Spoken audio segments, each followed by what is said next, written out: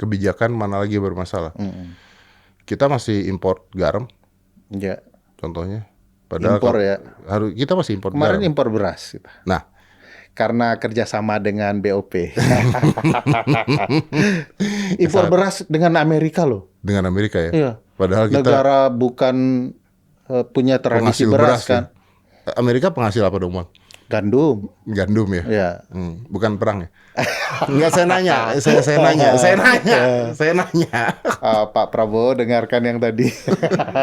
Kan sekarang perang gara-gara Iya, itu. iya. Maksudnya Industri juga itu kan. Industri juga kan, persenjataan dan sebagainya. Iya. Tapi kan Indonesia saya tuh kadang-kadang kesiannya gini, Bang. Kadang-kadang kalau bawa nama Bapak Pak Prabowo gitu ya. Sebenarnya tujuan beliau itu kan sangat baik menurut saya gitu. Cuman ya kadang-kadang ya tidak punya pilihan kan. Oke, contoh kebijakan yang bukan bisa dia pilih. Contoh kebijakan yang tidak, Kan perang bisa dia pilih. Tetap non-blok, ya.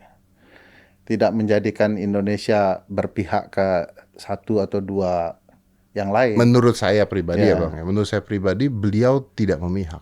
Tidak memihak. Menurut saya pribadi beliau strategis.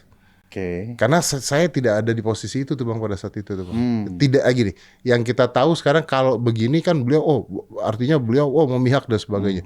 Tapi pertanyaan saya, kalau beliau tidak mengambil jalan itu, resikonya apa yang saya nggak tahu. Jadi saya nggak paham tentang resikonya apa. Oke. Mungkin ada resiko-resiko tertentu yang beliau harus hadapi sendiri, mengambil sebuah keputusan tanpa masyarakat tahu. Mungkin Oke. seperti itu.